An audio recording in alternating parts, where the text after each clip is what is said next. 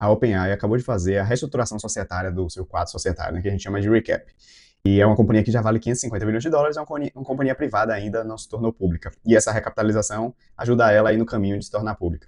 E talvez essa recapitalização tenha sido, talvez, o golpe fiscal mais audacioso na parte de tecnologia, sem talvez ser um golpe, existe uma discussão aí. Ela começou com uma organização sem fins lucrativos, captou 130 milhões de dólares, sendo que praticamente metade, uns 50 milhões, foi de Elon Musk. Ele dizia que era 100 milhões, depois ele corrigiu, falou que na verdade foi 50 milhões. Foram de doadores, inclusive o Sam Altman, que é o CEO, foi um dos doadores também, e agora essa companhia vale 500 bilhões de dólares, 550 bilhões de dólares. Essas pessoas que fizeram a doação no início, elas não têm equity, elas não têm um pedaço da companhia, foram só doações porque era uma organização sem fins lucrativos. A ideia era desenvolver o bem da sociedade através da inteligência artificial, por isso o nome OpenAI. E não é isso que a companhia se tornou, ela começou lá como um laboratório de pesquisa em 2015, depois foi crescendo, em 2019 ela fez uma estrutura para lucro, para receber o investimento da Microsoft, eu vou falar um pouco mais disso, mas a questão é que agora, com a reestruturação final, ficou claro a parte for profit deles, como eles organizaram, e é uma empresa que vale 550 bilhões de dólares. Essa transformação é perigosa porque não se pagou nenhum imposto nesse processo de non-profit para for profit, e é isso que gera a discussão sobre esse play. É um play válido? Então agora, a partir de agora é isso, eu começo como non-profit, eu tenho benefício fiscal, e aí eu ganho vários benefícios ao longo do tempo, se o negócio der certo, eu transformo ela em for-profit, não pago nada, transfiro os ativos e tá tudo beleza. Então, é fraude ou não é fraude isso aí?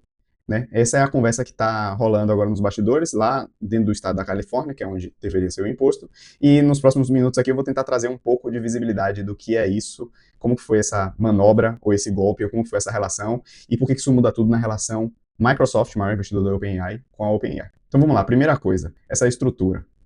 A gente começou com a estrutura de non-profit. Ela tinha uma estrutura um pouco esquisita, que foi estruturada ali em 2019, desculpa ficar repetindo a estrutura toda hora, que foi quando eles montaram a for-profit deles, que era capped profit, ou seja, os investidores só poderiam ganhar 100 vezes o que eles investiram. O que era um negócio sensacional, considerando a época que essa organização foi instituída como capped profit, né? Mas hoje já se estima que esse resultado pode ser muito maior do que 100 vezes o que foi investido. A Microsoft botou grana lá, naquele momento, mas isso estava atrapalhando futuros investidores a quererem investir agora. Inclusive, a SoftBank fez um acordo de investimento na OpenAI de 40 bilhões de dólares, 40 bi, mas tinha que transformar a estrutura societária da companhia para se concretizar esse acordo e o aporte da grana, né? Então, o jeito que ficou agora é que a OpenAI tem a non-profit, que é a OpenAI Foundation, ela é dona de 26% da for-profit, que é a OpenAI PBC, chama Public Benefit Company, ou algo corporate, ou algo desse tipo. É uma organização de benefício público para poder ajudar a sociedade a se desenvolver. Então, eles são donos de 26%. A Microsoft, que foi investidora, já teve 49% da companhia, hoje vai ter 27% da companhia. Só que, apesar da Microsoft ter um percentual maior, quem controla, quem tem os poderes de controle da organização é a non-profit, é a OpenAI Foundation, mesmo tendo 26%. E os outros por cento aí dessa soma são de investidores e empregados. E aí, uma coisa interessante é que essa companhia já vale mais que a SpaceX do Elon Musk, o que é uma ironia bem interessante, porque Elon Musk investiu na OpenAI, né? Foi dos membros fundadores. Então, se a gente volta para 2019, a gente pensa, tem o capped profit, tem ali o lucro já com teto, muito bom, mas hoje em dia isso limita o que a companhia pode ser. E agora com uma estrutura PBC, que é Public Benefit Company ou Corporation, não lembro, não tem problema. Pode crescer o quanto quiser o lucro dos investidores e não vai gerar dor de cabeça. Mas essa transformação volta para o que eu falei daquela questão ética, que é, isso é um golpe fiscal? Você começar como non-profit e depois se tornar for-profit? Vale a pena fazer isso? Faz parte do jogo fazer isso? E aí que vem uma discussão forte de organizações trazendo a visão de que, cara, tem 30 bilhões de dólares aí para ser pago. O Sam Altman até publicou, se não me engano, no Twitter, falando que ele conversou bastante com o Attorney General da Califórnia para poder explicar, e que ele não ia sair da Califórnia, e que tudo certo, tentar pacificar um pouco o tema, porque ele chegou num acordo bom e não se sabe exatamente como é que vai ficar isso, se vai ter uma cobrança desses impostos em algum momento ou não. Por que deveria se pagar esses impostos? Porque no momento que tem essa transformação do non-profit para for-profit, existe esse imposto de doação que uma non-profit não paga, mas uma for-profit paga. Para receber doação, paga. Aqui no Brasil também, se recebe doação, você tem que pagar imposto também. Eu não sei como funciona nas ONGs ou organizações que não visam lucro. Mas meio que tem um buraco aí que você consegue explorar, que foi o que aparentemente a OpenAI fez. Né? Então, essa transformação, essa transferência de ativos deveria ter um pagamento de imposto que não teve. E aí, além dessa questão fiscal, tem um outro possível golpe. Qual é o outro possível golpe? As pessoas que investiram, mas na verdade doaram dinheiro, elas não têm percentual na empresa, porque quando elas investiram, de fato, a ideia era ser um non-profit e não tinha motivo de ter percentual daquela companhia, porque você não ia vender, você poderia ter direito, controle, coisa do tipo. O Elon pulou fora da OpenAI, porque ele achou que o caminho que estava indo não era o caminho certo, etc. Mas mesmo assim, ele financiou metade do financiamento, quase metade do financiamento do início da companhia, quando a companhia valia muito menos. Então isso valeria muito dinheiro. E hoje, a OpenAI vale mais que a SpaceX. Então, o Elon entrou com um processo na justiça, contestando essa transformação, alegando que ele foi manipulado, que fizeram ele investir, na verdade, ele doar esse dinheiro para uma organização que seria sem fins lucrativos, e agora é uma empresa com fins lucrativos e gigantesca. Né? Então, ele se sentiu sacaneado aí nesse processo. E, claro, o Elon não é menino, não é criança, né? É claro, ele tá competindo diretamente, ele tem a XAI. Inclusive, há um tempo atrás ele falou, pessoal, vamos segurar a onda aí 6 meses, está desenvolvendo rápido demais, inteligência artificial, vai ser um problema para o futuro, etc, blá, blá, blá. E a gente sabia que, na verdade, ele não estava muito preocupado com o futuro da civilização, porque depois a empresa dele tá aí fazendo barbaridades também em Generative AI, né? Então, é interessante ver essa perspectiva societária do que está acontecendo por trás da OpenAI, é uma jogada gigantesca. Ainda tem um pedaço da Microsoft que faz muito sentido sobre o ponto de vista do acordo que eles têm, né? Mas eu gosto de trazer essa ótica aqui porque eu já passei pelo outro lado da mesa. Eu fui CTO, fundei companhia, escalei times e tudo mais, e tive muita experiência em participar de board, levantar capital, negociar estruturas societárias. E quando você vê uma estrutura societária estranha, complexa demais, eu sou investidor anjo também em algumas companhias e fundos de investimento, normalmente tem alguma coisa ali que quer ser escondida, né? Quando tem uma estrutura muito complexa, é difícil de entender. E eu não sei se eu sou o lance aqui também da OpenAI, como era essa estrutura esquisita, o que se tornou agora. Meu nome é Rafael de Oliveira, ajudo companhias, CEO, CTO, C-levels a entenderem essa conexão entre tecnologia, estratégia de negócios, essa visão um pouco mais fora do dia a dia, um pouco mais de longe, de board também e de visão da companhia. Né? Então, aqui, que a gente está vendo nesse movimento do OpenAI, é bem interessante da gente analisar, porque é quase uma aula de estrutura corporativa e como essas decisões podem valer muito dinheiro ou custar muito dinheiro no futuro. Agora vamos voltar aqui para a relação da Microsoft. Né? A Microsoft investiu 13 bilhões de dólares na OpenAI, lá no início da companhia, e agora ela tem um stake de 27% que vale 135 bilhões de dólares. Né? Então, 10 vezes do resultado aí de 2019 até agora. Né? Uns 6 anos, 5 anos, mais ou menos. Então, beleza, a Microsoft botou dinheiro na OpenAI. Mas, o que acontece é que, nesse acordo, a OpenAI tinha que consumir serviços da Microsoft. Né? E se ela fosse consumir qualquer outro serviço de cloud que não fosse da Microsoft, ela tinha que pedir autorização para a Microsoft, que é um processo que a gente chama de Right of First Refusal.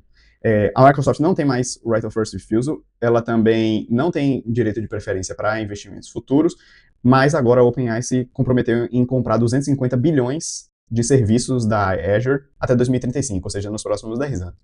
Então isso é muito bom para a Microsoft. Só que tem um problema. A OpenAI já se comprometeu a comprar 300 bilhões em serviços da Oracle. Então só aí já temos 550 bilhões de dólares comprometidos para pagar serviços de um dinheiro que a OpenAI não tem ainda. Né? A OpenAI vale 550 bilhões de dólares e está prometendo gastar 550 bilhões de dólares nos próximos anos. É claro que se ela manter o crescimento exponencial que ela tem, isso não vai ser um problema, mas isso aí faz sentido? Também entra naquela conversa da economia circular, em que a Microsoft bota dinheiro, depois pega o dinheiro de volta, porque a OpenAI tem que pagar serviço, a mesma coisa da NVIDIA com o acordo da OpenAI, enfim.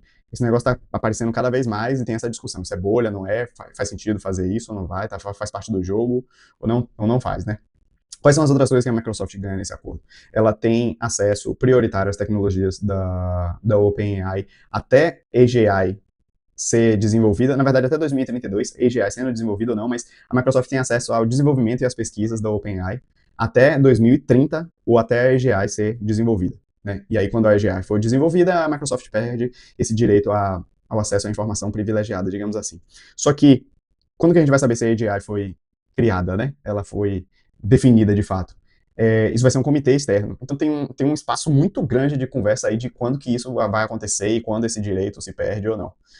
Além disso, como a Microsoft cortou o right of first refusal que eles tinham, ou seja, o direito de preferência para contratos de nuvem, porque agora eles definiram que é 250 bilhões de dólares, a OpenAI pode contratar serviços de quem ela quiser. Ela já estava com um acordo com a Oracle, né? E agora possivelmente ela vai começar a fazer acordos com outras companhias, mas tudo bem porque a Microsoft também investiu na Anthropic e eles estão, de certa maneira, dando um pouco de separação dessa simbiose tão grande que eles tinham, e isso para o melhor benefício das duas companhias. Até porque a OpenAI estava sofrendo para conseguir demanda, na verdade, sofrendo para conseguir oferta de poder computacional só com a Microsoft. Então isso destrava um possível crescimento da OpenAI que gera dinheiro para a Microsoft, porque a Microsoft é acionista, inclusive a maior acionista, né, de novo, da OpenAI. Mesmo a OpenAI non-profit tem menos percentual do que a Microsoft, apesar de que a OpenAI non-profit é a que domina.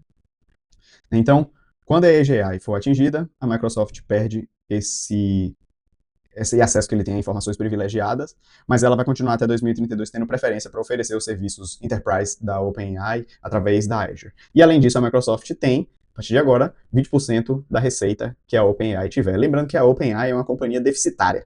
Então ela acabou de tomar um cut aí de 20% da receita dela, ela já não gera lucro, vai continuar gerando prejuízo, e esse target aí deve ir diminuindo até mais ou menos uns 8%. Então, vamos descobrir aí o que é a AGI, porque ela vai disparar uma mudança drástica nesse contrato entre os dois. E tudo bem, não é a OpenAI que define, o que é bom, porque tira um conflito de interesse, mas é uma instituição externa que ninguém sabe qual vai ser, que vai ter o direito de definir. Então, para a Microsoft, muito bom esse acordo. Tem um tweet interessante aqui que tenta fazer um pouco desse resumo do que é isso aí. E toda essa preparação é para o melhor benefício das duas companhias. Lembrando que não está fácil para a OpenAI, apesar desse volume bizarro de dinheiro que ela consegue ter. Como eu falei, a Anthropic teve acesso ao investimento da Microsoft e a corrida pelos clientes também está muito grande. E a Anthropic, no uso de Enterprise, teoricamente já passou a OpenAI. Né? Isso, claro, no uso no market share, né? No acesso ao mercado, o quanto que cada um tem agora. A OpenAI tem diminuído a sua dominância absurda, inclusive a Anthropic passou.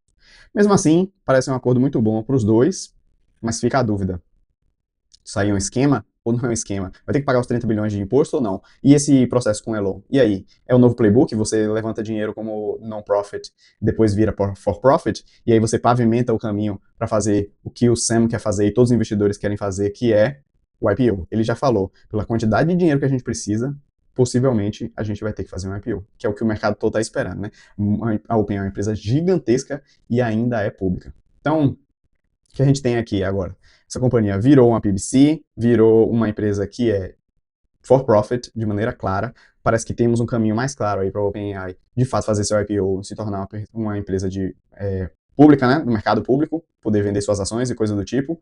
Ela pode ter economizado 30 bilhões de dólares em benefícios fiscais escusos nesse movimento que ela fez. Os doadores originais se sentiram enganados, pelo menos o Elon Musk, e não tem acesso a nada da empresa, não tem acesso a percentual, nem informação, nem nada do tipo. E cozinhou um acordo bem arrumadinho, que demorou muito tempo, claro, porque devem ter sido muitas idas e vindas, com a Microsoft.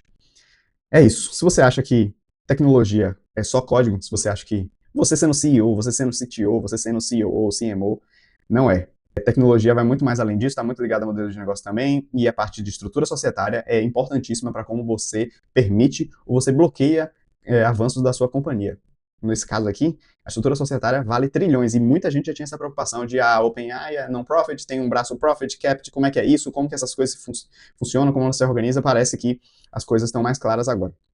Se você gostou do vídeo e quer entender um pouco mais de como se conectar a tecnologia com estratégia, acompanhe o canal, dá um like, se inscreve no canal, compartilha com alguém que achou interessante, curioso ou está um pouco com dúvida desse movimento da OpenAI aí. E toda semana a gente tem vídeo novo aqui. É isso, um abraço.